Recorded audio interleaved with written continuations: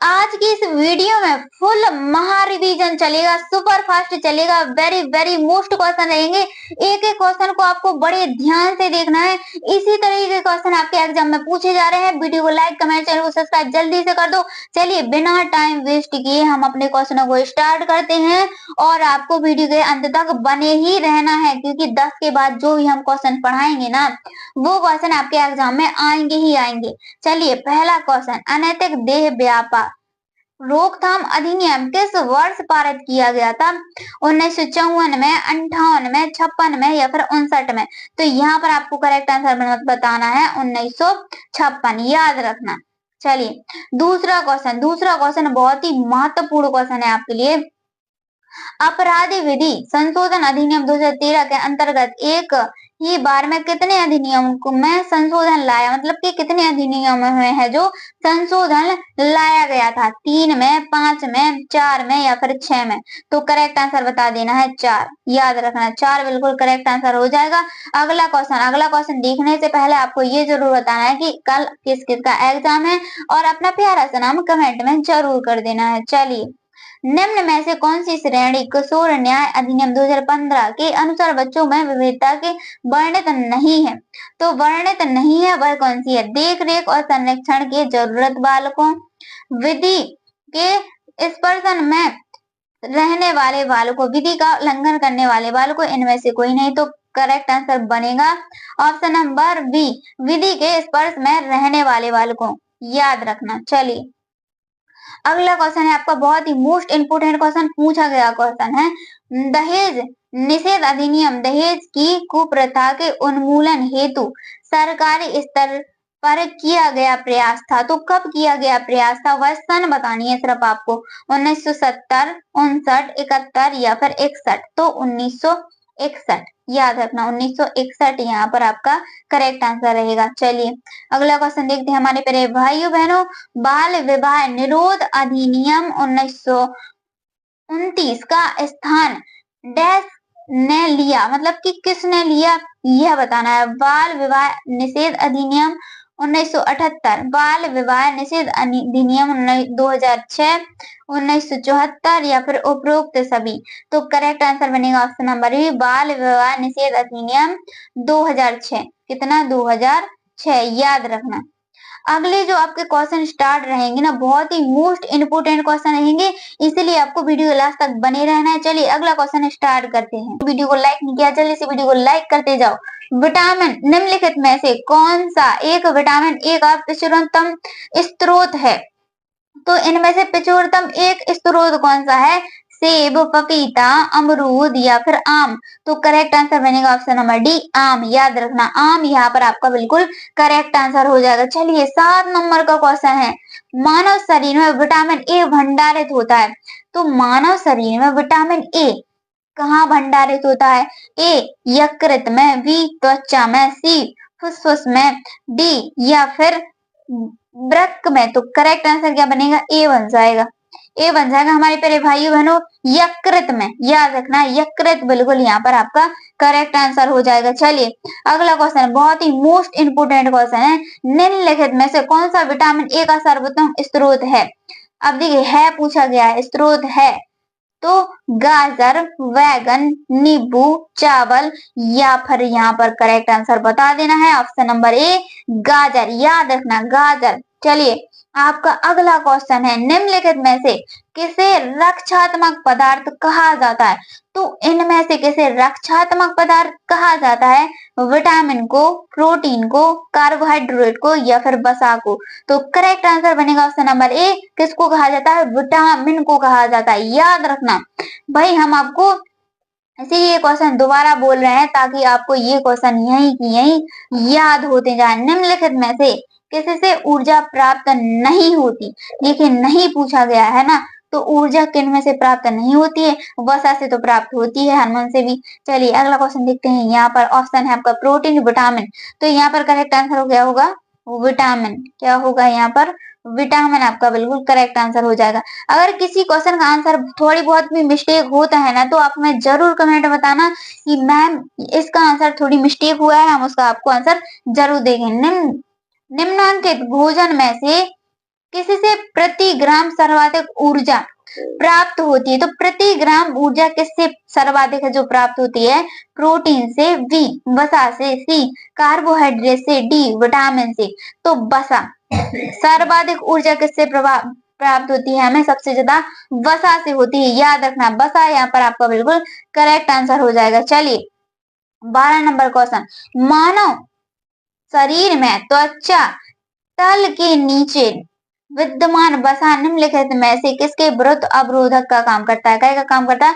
अवरोधक का काम करता है। शरीर के लवों का क्षय, शरीर के ऊष्मा का क्षय, वातावरण से हानिकारक सूक्ष्म जीवों का प्रवेश, आवश्यक शरीर द्रवों का क्षय। तो यहाँ पर करेक्ट आंसर बनेगा ऑप्शन नंबर बी, शरीर की ऊष्मा का क्षय, याद रखना। चलिए अगला क्वेश्चन बहुत ही अच्छा क्वेश्चन है, मानव शरीर में वसा जमा होता है। तो मानव शरीर में वसा कहाँ जमा होता है? यहाँ पर हम ऑप्शन देख लेते हैं जल्दी जल्दी।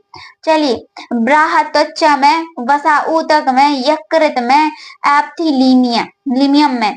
तो करेक्ट आंसर क्या बनेगा? ऑप्शन नंबर बी बनेगा, वसा ऊतक में जमा होता है। क्या में होता है? ऊतक में जमा होता है। चलिए हीमोग्लोबिन के प्रत्येक ग्राम में लगभग होता है। तो जो हीमोग्लोबिन होता है ना, उसके प्रत्येक ग्राम में लगभग मतलब कि कितना होता है?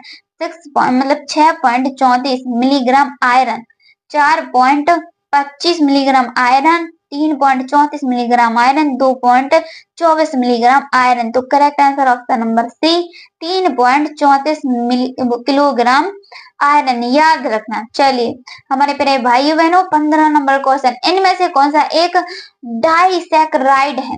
तो इनमें से क्या पूछा गया है? डाइसैकराइड पूछा गया।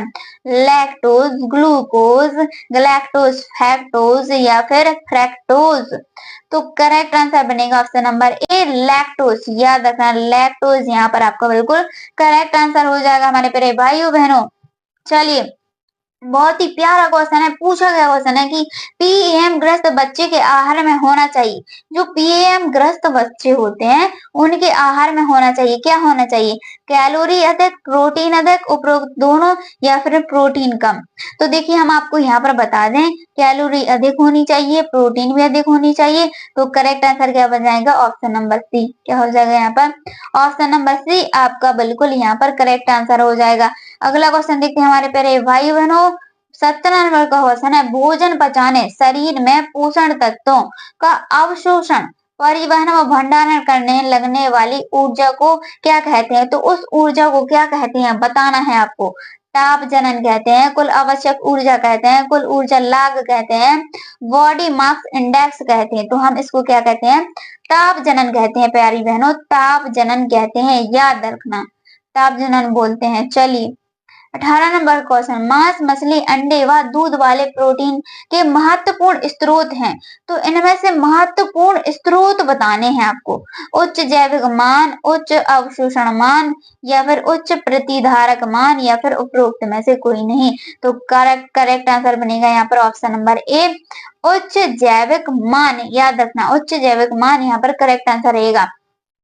अभी 20 के बाद जो क्वेश्चन स्टार्ट होंगे ना प्यारे भाई बहनों, उन्हीं में ट्रिक चलेंगी आपकी, बहुत ही जो समझ पर आधारित वाले ट्रिक चलेंगी ना, उन्हीं से चलेंगी। चलिए अगला क्वेश्चन, प्रोटीन, वसा, कार्बोहाइड्रेट को कभी कभी कहा जाता है, मतलब कि कभी कभी क्या कहा जाता है, यह पूछा गया है। निकटस्थ मूल तत्व जिसको हम क्या बोलते हैं? प्रोक्टीमेंट प्रिंसिपल बोलते हैं। क्या बोलते हैं? प्रोक्सीमेंट प्रिंसिपल।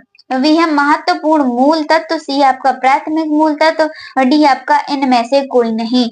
तो यहाँ पर आपका जो करेक्ट आंसर बनेगा ऑप्शन नंबर ए बन जाएगा, निकट मूल तत्व, प्रोक्सीमेंट प्रिंसिपल, याद रखना। चलिए अगला क्वेश्चन हमारे प्यारे भाइयों बहनों, विटामिन ई वह मुख्य लिपिड घुलनशील विटामिन है जिसमें डैश होता है। तो क्या होता है? देखते हैं हम यहाँ पर ऑप्शन। चलिए ए नंबर का एंटी ऑक्सीडेंट गुण, जरण गुण, विनाशकारी गुण या फिर इनमें से कोई नहीं। तो क्या होता है प्यारी बहनों? जल्दी से बताओ, 20 नंबर का आंसर आपको ही बताना है। यहाँ पर करेक्ट आंसर जो बनेगा आपका बनेगा यहाँ पर ऑप्शन नंबर ए, एंटीऑक्सीडेंट गुण, याद रखना एंटी ऑक्सीडेंट गुण यहाँ पर क्या होगा आपका बिल्कुल करेक्ट आंसर हो जाएगा। चलिए 21 नंबर का क्वेश्चन देखते हैं। हम बहुत ही मोस्ट इंपोर्टेंट क्वेश्चन चलेंगे, बहुत ही मोस्ट इंपोर्टेंट क्वेश्चन चलेंगे हमारी प्यारी बहनों। एक सरल शर्करा जो शरीर की सभी कोशिकाओं के लिए ऊर्जा का प्रमुख स्रोत है। काय का स्रोत पूछा गया है? एक सरल शर्करा जो शरीर की सभी कोशिकाओं के लिए ऊर्जा का प्रमुख स्रोत है। ए गन्ने की शर्करा, बी ग्लूकोज, सी सुक्रोज। तो यहाँ पर करेक्ट आंसर बताना है आपको, ग्लूकोज होगा या सुक्रोज होगा? बताओ ग्लूकोज या सुक्रोज, कौन कौन इसका बिल्कुल करेक्ट आंसर बताएगा? करेक्ट आंसर बताएंगे हमारे प्यारी बहनें। ऑप्शन नंबर बी क्या होगा? ग्लूकोज। ग्लूकोज यहाँ पर आपका क्या होगा? बिल्कुल करेक्ट आंसर हो जाएगा। चलिए अगला क्वेश्चन है आपका, बहुत ही मोस्ट इंपोर्टेंट क्वेश्चन रहेगा हमारी प्यारी बहनों। 22 नंबर का क्वेश्चन, 22 नंबर का क्वेश्चन आपके लिए बहुत ही मोस्ट इंपोर्टेंट क्वेश्चन है। विकास की किस अवस्था में बच्चे कल्पनाशीलता वाले खेल में सक्रिय रूप से भाग लेते हैं? तो देखिए जो विकास की वह कौन सी अवस्था है जिसमें बच्चे कल्पनाशीलता वाले खेल में सक्रिय रूप से भाग लेते हैं? शैशवावस्था, प्रारंभिक बाल्यावस्था, मध्य बाल्यावस्था या फिर उपरोक्त में से या फिर इनमें से एक से अधिक, या फिर बताइए यहाँ पर करेक्ट आंसर क्या बनेगा? प्रारंभिक बाल्यावस्था। प्रारंभिक बाल्यावस्था बिल्कुल करेक्ट आंसर हो जाएगा। चलिए अगला क्वेश्चन देखते हैं हमारी प्यारी बहनों। सूक्ष्म क्रियात्मक कौशलों के अंतर्गत आते हैं, जो सूक्ष्म क्रियाशील कौशल होते हैं उनके अंतर्गत बताना है आपको क्या क्या आते हैं? पढ़ना, लिखना, चित्र बनाना या फिर ये सभी? क्या क्या आता है बताइए? यह सभी आते हैं क्या? यह सभी वाले कितने हैं यहाँ पर बताइए? करेक्ट आंसर क्या बनेगा? हाँ और ना में जवाब देना है। यह सभी आपके बिल्कुल करेक्ट आंसर हो जाएगा। पढ़ना, लिखना, चित्र बनाना। चलिए अगला क्वेश्चन है आपका, बहुत ही अच्छा क्वेश्चन है। कितने माह का बालक बिना सहारे आसानी से बैठ सकता है? तो कितने माह का जो बालक होता है बिना सहारे लिए बैठ सकता है? 6 माह का, 7 माह का, 8 माह का या फिर 9 माह का? तो यहाँ पर करेक्ट आंसर क्या बनेगा? ऑप्शन नंबर बन जाएगा दीदी 7। 7 माह याद रखना, 7 माह का, 6-7 माह में बैठने लगता है। चलिए बालकों में लिखने की क्रिया का विकास होता है। तो जो बालक होते हैं उनमें लिखने की क्रिया का विकास होता है 1 से 2 वर्ष की अवस्था में, 2 से 3 वर्ष की अवस्था में, 3 से 4 वर्ष की अवस्था में या फिर 4 से 5 वर्ष की अवस्था में। तो यहाँ पर करेक्ट आंसर जो बनेगा ना दीदी, क्या बनेगा? 2 से 3 वर्ष, याद रखना 2 से 3 वर्ष की अवस्था में। चलिए 26 नंबर का क्वेश्चन, क्रियात्मक विकास का अर्थ है। तो क्रियात्मक विकास का क्या अर्थ होता है? मांसपेशीय नियंत्रण, मांसपेशीय उचित संयोजन, मांसपेशीय का एक एकीकरण, उपरोक्त सभी। तो क्रियात्मक विकास का अर्थ क्या होता है दीदी? उपरोक्त सभी होता है। मांसपेशीय नियंत्रण, मांसपेशीय उचित संयोजन, मांसपेशीय एक एकीकरण। चलिए 27 नंबर क्वेश्चन प्यारी बहनों आपका है, यदि कोई महिला किसी सरकारी योजना के बारे में जानकारी मांगती है तो एक आंगनवाड़ी कार्यकर्ता को क्या करना चाहिए? देखिए बहुत ही हमने आपसे बोला था ना, हम ट्रिक बताएंगे, समझ पर आधारित क्वेश्चनों को तो हम ऐसे समझाएंगे ना कि घोर के पी जाओगे यहीं। यदि कोई महिला किसी सरकारी योजना के बारे में क्या जानकारी मांगती है तो आंगनवाड़ी कार्यकर्ता को क्या करना चाहिए? उसे योजना की पूरी जानकारी देना, उसे कहीं और जाने की सलाह देना, उसे योजना का लाभ उठाने से रोकना, उसे केवल आधी अधूरी जानकारी देना। तो ये देखिए जो कार्यकर्ता आंगनवाड़ी कार्यकर्ता होती है उसका मुख्य कार्य क्या होना चाहिए? देखिए उसे केवल आधी अधूरी जानकारी, ये तो गलत हो जाएगा, आप इसको देखते ही गलत लगा दोगे। उसे योजना का लाभ उठाने से रोकना, ये भी गलत हो जाएगा। उसे कहीं और जाने की सलाह देना, नहीं बोल सकते हैं। तो उसे क्या करना चाहिए? उसे योजना की पूरी जानकारी देना चाहिए। क्या देना चाहिए? पूरी जानकारी देनी चाहिए। चलिए अगला क्वेश्चन, अब आपके धमाकेदार क्वेश्चन चलेंगे हमारी प्यारी बहनों। यदि एक आंगनवाड़ी कार्यकर्ता को यह संदेह है कि किसी बालक का कुपोषण बढ़ रहा है तो उसे सबसे पहले क्या करना चाहिए? देखिए उसे सबसे पहले क्या करना चाहिए? तुरंत डॉक्टर के पास भेजना, बच्चे के माता पिता से बात करके समस्या समझना, बच्चे को केवल अधिक खाना देना, बच्चे को केवल भेजने से रोकना, वो बच्चे को स्कूल भेजने से रोकना, ये पूछा गया। तो देखिए यहाँ पर ये भी करेक्ट आंसर वो गलत हो जाएगा आपका। बच्चे को केवल, अगर जहाँ पर केवल लिखा है ना, समझ लो वो गलत ही है, ऑप्शन वो गलत ही है आपका। तुरंत डॉक्टर के पास नहीं भेज सकते हैं जब तक कि हमें उसकी समस्या की फुल जानकारी नहीं होगी। तो हम क्या, जो आंगनवाड़ी कार्यकर्ता है वो काम क्या करेगी, बच्चे के माता पिता से बात करके समस्या समझेगी, फिर उसके बाद डॉक्टर के पास भेजेंगे। तो बी यहाँ पर आपका क्या होगा प्यारी बहनों, यहाँ पर करेक्ट आंसर हो जाएगा बी। चलिए अगला क्वेश्चन है आपका, एक अच्छा नेता टीम के प्रदर्शन का आकलन कैसे करेगा। देखिए जो एक अच्छा नेता होता है वह टीम के प्रदर्शन का आकलन कैसे करेगा, केवल लक्ष्य प्राप्त करने के आधार पर, व्यक्तिगत और सामूहिक विकास को ध्यान में रखकर, केवल उच्च प्रबंधक की रिपोर्ट के आधार पर, केवल अनुशासन और समय पर अनुपस्थित के आधार पर। देखिए यहाँ पर ये जहां पर केवल लिखा है ना, समझ लो गलत, केवल लिखा है ना गलत, केवल लिखा है समझ लो गलत। तो correct answer option number B, व्यक्तिगत और सामूहिक विकास को ध्यान में रखकर, याद रखना। चलिए अगला क्वेश्चन है आपका, बहुत ही अच्छा क्वेश्चन है, एक टीम के टकराव की उपस्थिति उत्पन्न होने पर एक प्रभावी नेता को क्या करना चाहिए, क्या करना चाहिए, सभी की बात सुनकर निष्पक्ष समाधान करना, निकालना, किसी एक पक्ष का समर्थन करना। अगले ऑप्शन देखते हैं यहाँ पर क्या लिखा है, विवाद को बढ़ावा देना, विवाद को अनदेखा करना। तो देखिए अनदेखा नहीं कर सकते हैं, गलत है, विवाद को बढ़ावा नहीं दे सकते हैं, ये भी गलत है। अब यहाँ पर बचे दो ऑप्शन, तो दो ऑप्शनों में से एक लगाना है आपको। केवल एक पक्ष में समर्थन नहीं कर सकता है कोई भी नेता। तो करेक्ट आंसर ऑप्शन नंबर ए, सभी की बात सुनकर निष्पक्ष समाधान निकालना। देखते 10 नंबर का क्वेश्चन, भाई फटाफट क्वेश्चन करा रहे हैं ताकि आपकी एक भी क्वेश्चन ना छूटे। तो वीडियो के लास्ट तक आपको बिल्कुल बने रहना है। मानव पसीने में होता है, तो मानव पसीने में क्या होता है, ये भी क्वेश्चन पूछ लिया गया है।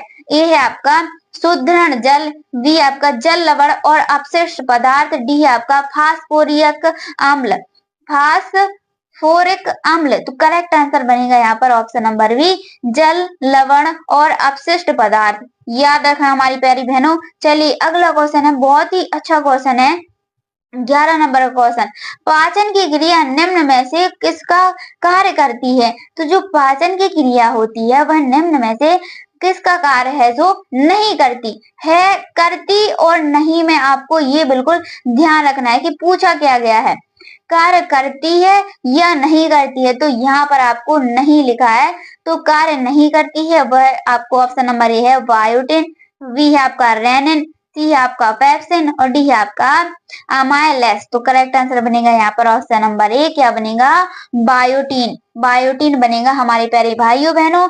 चलिए अगला क्वेश्चन देखते हैं हमारे प्यारे भाइयों बहनों, 12 नंबर का क्वेश्चन, स्तनधारी भ्रूण सीधे घिरा हुआ है। तो स्तनधारी भ्रूण मतलब कि किससे घिरा हुआ है, सीधे तौर पर बताना है।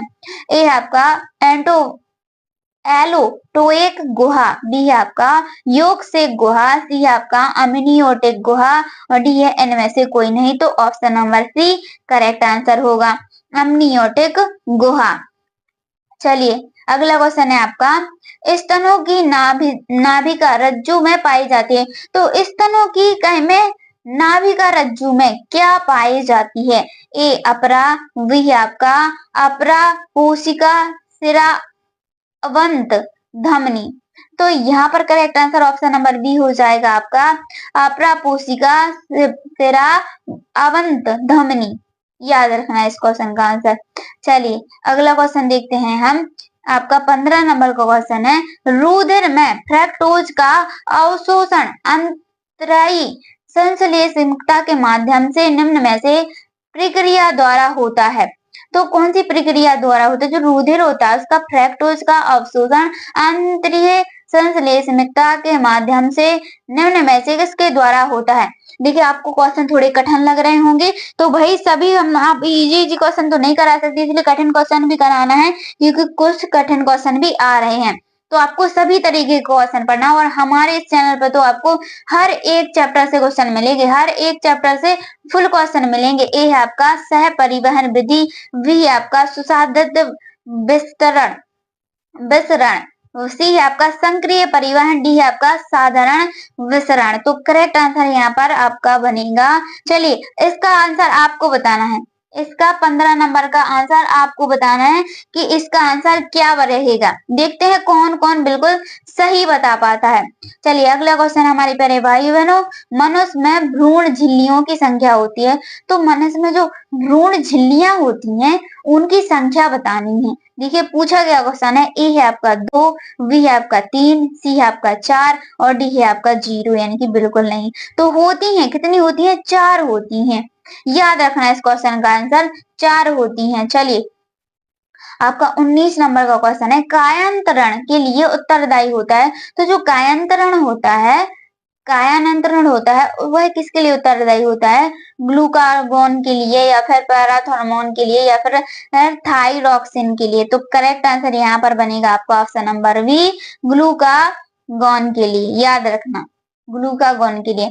कुछ ऐसे ऐसे ऑप्शन, ऐसे वर्ड होते हैं वही जो हम पहली बार सुनते हैं। चलिए 21 नंबर का क्वेश्चन, मानव शरीर में सर्वाधिक कौन सा कार्बोहाइड्रेट उपस्थित होता है। तो मानव शरीर में सर्वाधिक कौन सा कार्बोहाइड्रेट है जो उपस्थित होता है, पूछा गया क्वेश्चन है हमारे प्यारे भाइयों बहनों। ग्लूकोज, बी है आपका लैक्टोज, सी है आपका स्टार्च और डी है आपका लेसुलोस। तो यहाँ पर आपका जो करेक्ट आंसर बनेगा ऑप्शन नंबर ए बन जाएगा, ग्लूकोज। याद रखना ग्लूकोज तो सभी को याद रहेगा ना। अगर ये क्वेश्चन आ जाए तो आपको फटाफट लगा के आना है हमारे प्यारे बहनों। जिन्होंने अभी तक वीडियो को लाइक नहीं किया है जल्दी से वीडियो को लाइक कर दो, चैनल को सब्सक्राइब कर दो, क्योंकि ये चैनल आपका ही है तो आपको ही सब्सक्राइब करना है। चलिए 22 नंबर का क्वेश्चन देखेंगे हमारे प्यारे भाई बहनों, मानव शरीर में मात्रा के अनुसार सर्वाधिक क्या होता है। जो मानव शरीर में मात्रा से अधिक अनुसार होता है, मतलब मानव शरीर में सर्वाधिक अधिक क्या होता है, ए प्रोटीन, बी जल, सी वसा और डी यहाँ पर देखेंगे डी वाला तो ऑप्शन नहीं है, तो इनमें से कोई नहीं, आपका डी हमने बता दिया है। तो 22 नंबर के क्वेश्चन में करेक्ट आंसर बनेगा जल। याद रखना ऑप्शन नंबर बी क्या होगा, जल। करेक्ट आंसर यहाँ पर हो जाएगा। चलिए 24 नंबर क्वेश्चन देखें हमारे प्यारे भाइयों, स्तनधारियों में निषेचन होता है। तो स्तनधारियों में निषेचन होता है कहाँ होता है, अंडकोश में, गर्भाशय में या फिर अगले ऑप्शन है यहाँ पर फ्लोपियन नालिका में, उपरोक्त में से कोई नहीं। तो यहाँ पर करेक्ट आंसर क्या बनेगा प्यारी बहनों, ऑप्शन नंबर बी आपका यहाँ पर करेक्ट आंसर हो जाएगा, फ्लोपियन नालिका में होता है। क्या होता है यहाँ पर देखिए, क्वेश्चन को देखते हैं, स्तनधारियों में निषेचन। देखिए चलिए अगला क्वेश्चन, मानव 25 नंबर का क्वेश्चन है आपका, बहुत ही अच्छा क्वेश्चन है। मानव वृक्क में पथरी किस पदार्थ की बनी होती है। देखिए पथरी वाला क्वेश्चन पूछा गया है तो आपको बिल्कुल याद रखना, मानव वृक्क में पथरी किस पदार्थ की बनी होती है, सोडियम एसीटेट की, कैल्शियम की, मैग्नीशियम सल्फेट की या फिर कैल्शियम ऑक्सलेट की। तो यहाँ पर आपको जल्दी से बताना है इसका करेक्ट आंसर क्या बनेगा, जल्दी जल्दी बताइए हमारे प्यारे भाइयों बहनों, क्या इसका बिल्कुल करेक्ट आंसर बनेगा। हम सुपर फास्ट रिवीजन करा रहे हैं, बिल्कुल सुपर फास्ट। यहाँ पर करेक्ट आंसर बनेगा आपका option number D, calcium oxalate. याद रखना। चलिए 26 नंबर क्वेश्चन है आपका, बहुत ही अच्छा क्वेश्चन है। जो लोग एस्बेस्टस की फैक्ट्री में कार्य करते हैं वे वायु प्रदूषण से प्रभावित होते हैं, उनके शरीर का कौन सा अंग प्रभावित होता है। देखिए समझिए इस क्वेश्चन को, समझिए ये क्वेश्चन क्या कह रहा है।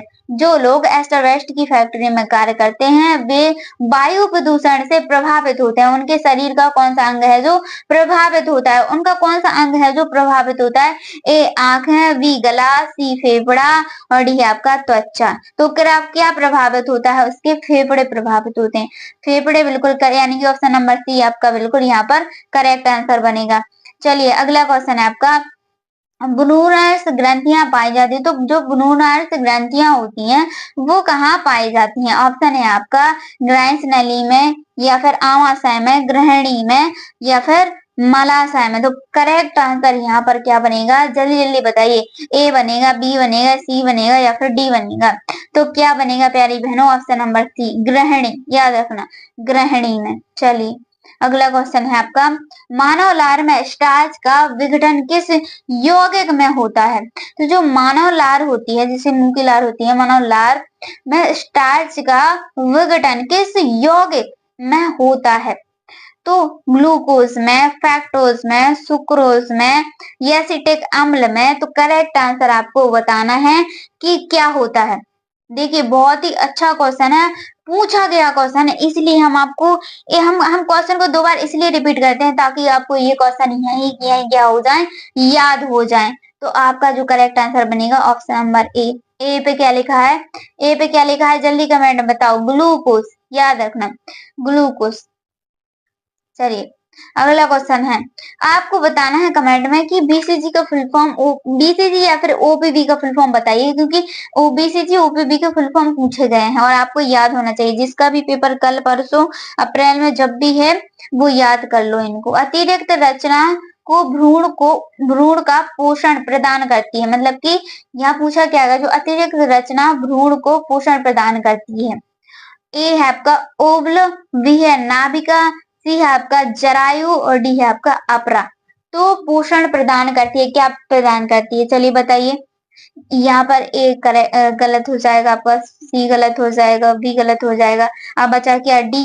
डी यहाँ पर क्या होगा आपका? बिल्कुल करेक्ट आंसर होगा अपरा। याद रखना अपरा बिल्कुल यहाँ पर करेक्ट आंसर हो जाएगा। चलिए अगला क्वेश्चन देखते हैं हमारी प्यारी बहनों। 30 नंबर का क्वेश्चन है आपका, ग्लाइकोडजन को सामान्यतः कहा जाता है। तो जो ग्लाइकोजन होता है उसको सामान्यतः क्या कहा जाता है?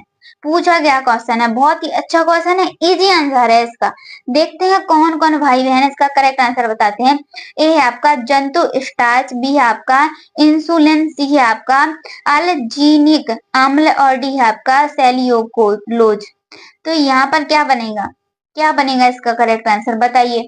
सुपर फास्ट रिवीजन है और लास्ट में आपको ये जरूर बताना है कि दीदी आपने जितने भी क्वेश्चन कराए हैं उसमें से हमारे इतने आंसर बिल्कुल सही गए हैं। बिल्कुल पढ़ाई में लापरवाही नहीं करनी है। अभी करेक्ट आंसर बनेगा यहाँ पर ऑप्शन नंबर ए जंतु स्टार्च। याद रखना जंतु स्टार्च क्या होगा इसका करेक्ट आंसर हो जाएगा। चलिए अगला क्वेश्चन, इनमें से कौन सी ग्रंथि तेल स्त्रावित करती है? तो इनमें से ऐसी कौन सी ग्रंथि है जो क्या करती है? तेल स्त्रावित करती है। अब हमने आपको क्या बता दिया है, क्वेश्चन बता दिया है। अब आप जल्दी से बताओ इसका करेक्ट आंसर क्या बनेगा। चलिए पढ़ के भी बताते हैं। अब टू थायराइड ग्रंथि, पीयूष ग्रंथि, तो आगे बता सिवेसियस ग्रंथि या फिर अंतःस्रावी ग्रंथि। तो करेक्ट आंसर बताना है आपको option number C. Option number C यहाँ पर क्या बनेगा आपका बिल्कुल यहाँ पर करेक्ट आंसर हो जाएगा। चलिए अगला क्वेश्चन है, कम तापमान के कारण क्या पूछा गया है यहाँ पर, देखिए बहुत ही ध्यान से देखना है इस क्वेश्चन को। कम तापमान के कारण त्वचा के भागों और ऊतकों के जन जाने वाले इनमें से क्या होता है? देखियो जो आपका कम तापमान के कारण त्वचा के भागों का ऊतकों के जम जाने पर इनमें से क्या होता है? क्या पूछा गया है? जम जाने पर इनमें से क्या होता है? गंधा, जकड़ जाना, जो आपका कंधा होता है, गंधा नहीं कंधा, कंधा जकड़ जाना, तुषार दस्त या जिसको हमको फ्रॉस्ट बाइट बोलते हैं, तो सार दंत जिसको हम फर्स्ट वाइट बोलते हैं, और डी आपका इनमें से कोई नहीं। तो करेक्ट आंसर क्या बनेगा ऑप्शन नंबर बी, तो सारदंश फर्स्ट वाइट। याद रखना हिंदी में भी लिखा सकता है और इंग्लिश में भी, क्या पता कोष्टक में भी लिखा, हिंदी इंग्लिश दोनों में ही रहता है, आपको जो भी कंफर्टेबल रहे आप कर सकते हैं उस हिसाब से।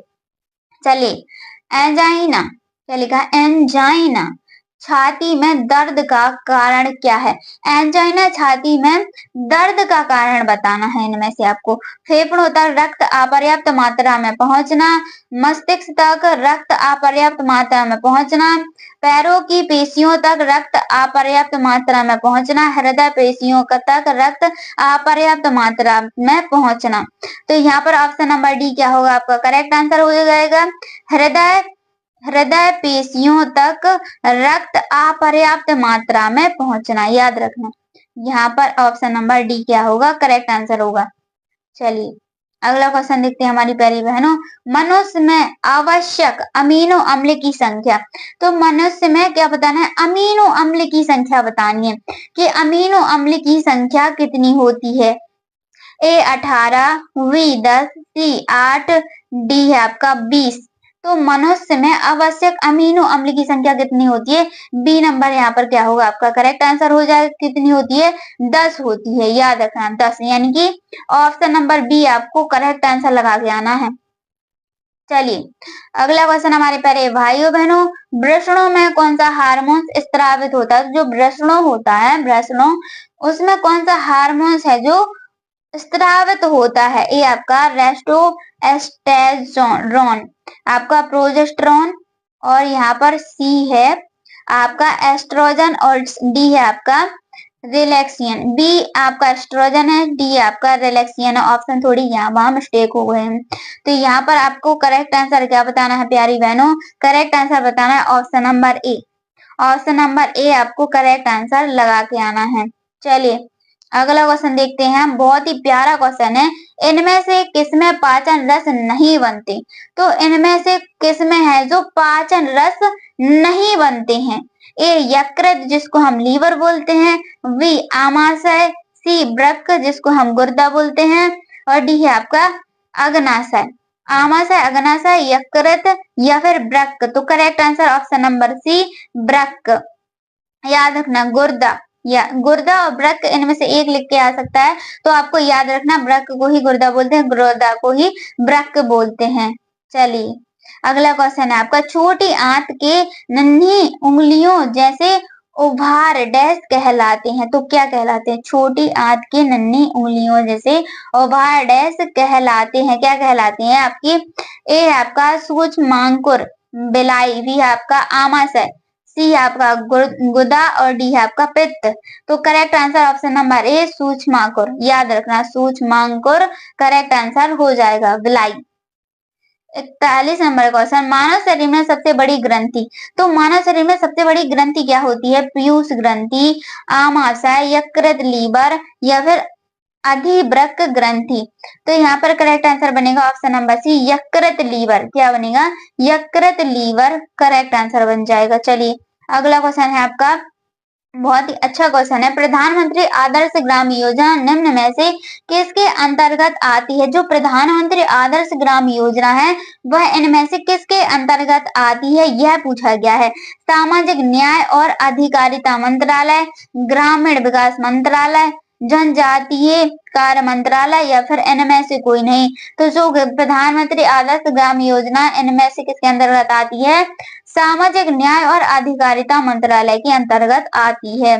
चलिए 43 नंबर क्वेश्चन, मनरेगा के काम के प्राथमिकता के क्रम पर कौन सा निर्णय लेता है। तो प्राथमिकता के क्रम पर कौन सा निर्णय है जो लेता है, केंद्र सरकार, ग्रामीण विकास मंत्रालय, राज्य सरकार या फिर ग्राम सभा। तो ग्राम सभा क्या होगा यहाँ पर आपका करेक्ट आंसर हो जाएगा। क्या हो जाएगा, यहाँ पर आपका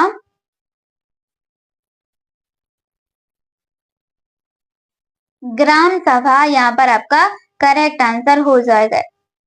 वीडियो अच्छी लगे तो वीडियो को लाइक, कमेंट, चैनल को सब्सक्राइब जल्दी से कर दो हमारे प्यारे भाइयों बहनों। धन्यवाद, राधे राधे, मिलते हैं नेक्स्ट वीडियो में।